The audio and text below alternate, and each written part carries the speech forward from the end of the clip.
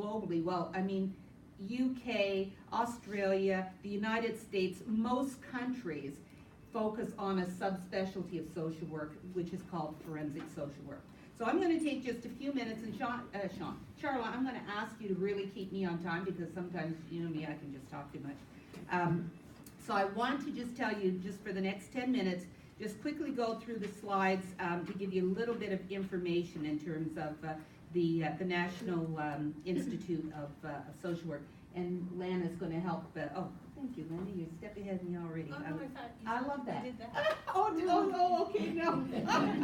I said, Lana, I'm going to give you the signal, right? I'll kind of do this or whatever. You're using your time.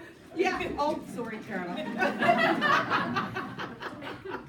Yeah, Charlotte keep me on time. Anyways, there we go. So for me, it was really about wanting to formalize and focus on how can I merge this practice of social work where it really does focus and emphasize the law. So, and that's just a quick side of social justice and access to justice, and the two issues going together. So I got to the need. Are those coming up okay? Yeah. Okay. Well, the top, for some reason, the top part of that is off, but it's all right.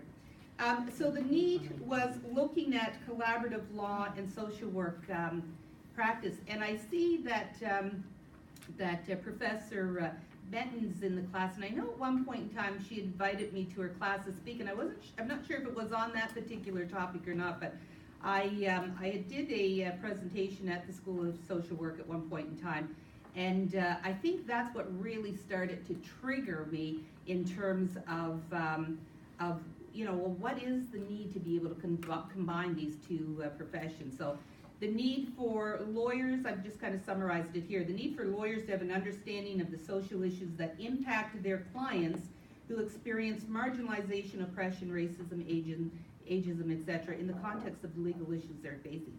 Lawyers do not get trained to do that, right?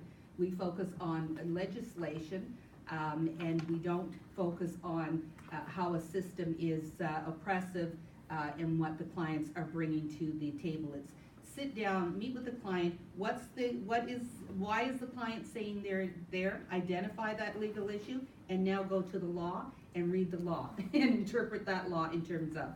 And that doesn't work, right? Because like I said, it's not just about the one legal issue, it's about understanding how an individual is living within systems and within society. The need for social workers to understand essential law for social work practice to better advise, counsel, support, and advocate on behalf of people and the clients they work with. Right now I'm teaching a course at UCalgary entitled Human Development and Environments, and at the very beginning of the term I said to the students, how many of you think that I'll be talking about the law in this class?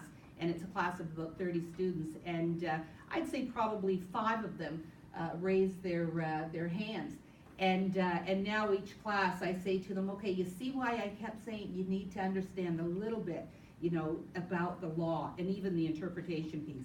The need for specialized training that focuses on the details of the law, such as interpretation and application for social workers and lawyers specific to child welfare, social youth justice, corrections law, and mental health. The need for social workers and lawyers to learn to work collaboratively to advance the cause of social justice on behalf of the clients. And that is absolutely crucial in terms of child protection practice especially. It's an adversarial process, and when you get into court, you know, lawyers and social workers, you know, and lawyers, I should say, or the state's lawyers, are usually butting heads, right? We're very seldom on the same track. But when we get on the same track, you'll see how I see how it benefits the families and the children, and that's where the focus is. Charlotte's got her hand up already. The need to train social workers and lawyers in cultural competency to better understand the impact of past and present injustices and harms perpetuated on children families from a critical race theory, relational theory, complex and historical trauma, etc. And I think that Lana is going to be talking a little bit about that this afternoon when she does her presentation. So what is forensic social work? Forensic social work is when law and social work intersect, usually in clinical practice and in the fields of child protection, youth criminal justice, domestic violence.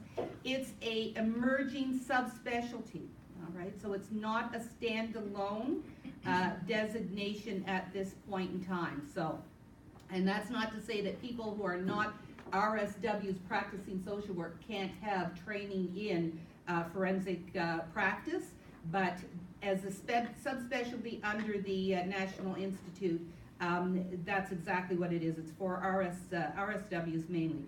Social work, it's for social workers with specialized training certification are hired to work in a variety of environments as part of an interdisciplinary practice. And basically, forensic social workers are individuals that bring expertise into the courtroom. And again, this afternoon, Ms. McLean is going to give an example of what one of those reports might be. So we're part of investigative teams, work with lawyers, legal aid services. There are a number of legal aid services, especially in Ontario, that are now hiring forensic social workers to work in their departments, government services, police services, corrections, mental health, forensic psychiatry, and hospitals. There are a number of different job titles that identify forensic social workers, and you don't see it so much for this area yet because this is all new language to the maritime provinces. But if you were to go online and Google forensic social work employment in Canada, it's interesting. In Alberta and in BC, the Western provinces, they actually hire, the job titles are forensic social workers. I brought just a couple of examples here. So, and these were just posted last week. Forensic social worker in Coquitlam, BC. And it's to work with the BC, that person would work with BC Mental Health Substance Use Services. It's a full-time position, talking about the role of the forensic social worker, of course, is to develop the biopsychosocial and do assessments, work on a multidisciplinary forensic psychiatric team. That's basically what the forensic social worker would do. In terms of qualifications, you do not need to be a MSW in other provinces. Thank you, Char. In other provinces to work within forensics and mental health units. Okay, I know that Nova Scotia is starting to make somewhat of an adjustment here, especially in hospitals. You've got to have an MSW at this point in time. Other parts of Canada, you don't. So this particular posting was for a BSW. Salary for full-time position is between $30.52 up to $36.75 per hour to start. Another position which is very interesting that I see quite often in the Western provinces is the forensic community liaison social worker. And those are really, really interesting positions because there you're involved in the forensic aspect of things, but you're also really focused on social justice and working within community. And again, that particular position that was in Nanaimo, it's still open if anyone's interested. Not that I'm trying to recruit from Nova Scotia, I'm not. I know people are leaving here all the time. I heard on the news this morning the numbers are going down, but no, Nova Scotia is beautiful. It is, listen, just as a quick aside, because Charlotte's really there. I know, I'm sorry, Charlotte. But when I got here on Monday, I rented a car, and you know what the first thing I did? I got in the car and I drove down to Point Pleasant Park, and I literally just sat there for an hour looking at the water, because I miss it. Yeah, it's very dry out in the prairie provinces, you know, when you're a coastal girl. Anyways, so that in particular is a very, very interesting position. I'm not going to get into a lot of detail. That one there is for both BSW as well as MSW. The salary range on the BSW is a little bit higher Masters of Social Work with little to no experience is paying up to $40.96 per hour. I'll give you a bit of description. Provides community case coordination, advocacy services for clients by methods such as communicating, monitoring clients with mental health teams, private psychiatrists, family physicians, probation, so on and so forth. But it's also about the report writing and so on, and it's about application of like hospital acts and so on, and that's the forensic piece. So what distinguishes the forensic piece is the fact that you're saying the law is the focal point in which you're doing your practice, right? So there are a number of different titles. Our mission is to develop a forensic social work as a recognized subspecialty of social work practice in Canada that will provide professional training and career development to individuals and organizations. So the Institute already has started to work with the departments in Alberta in terms of offering training services to the social workers, just specific to essential law and practice. And I am very hopeful that the route of the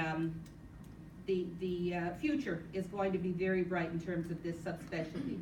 The goals, I'm not going to go through those. I'm going to actually post, all of the PowerPoints will be posted online and emailed to you guys, so not to worry.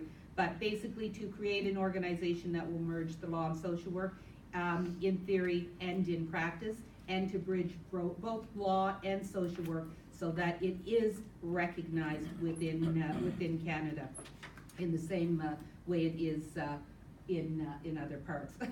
She got me to thank you already. I just need to go, if you go back to training, recognition, and certification, I do want to just go back to that one.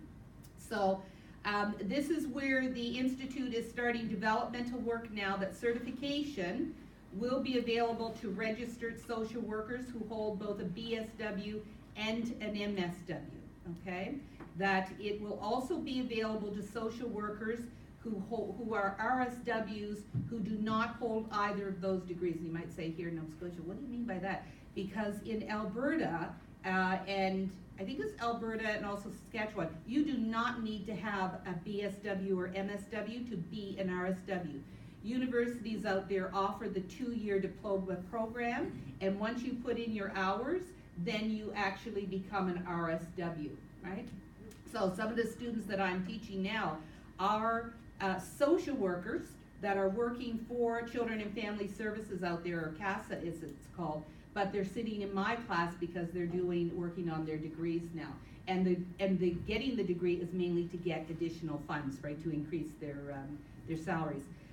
There's also will be available certificates for professional training for participation and attendance certificates depending on the programs. And I would imagine that before the end of this year or early next year, that there should be at least 3 different programs up and running, and the programs will be available online through the Institute. And that just makes it convenient because the interest is right across Canada at this point. Membership in the National Institute of Forensic Social Work, just go to the website. It talks about it, both general as well as premium memberships. Premiums, basically, the organizations. And thank you very much. That is the information.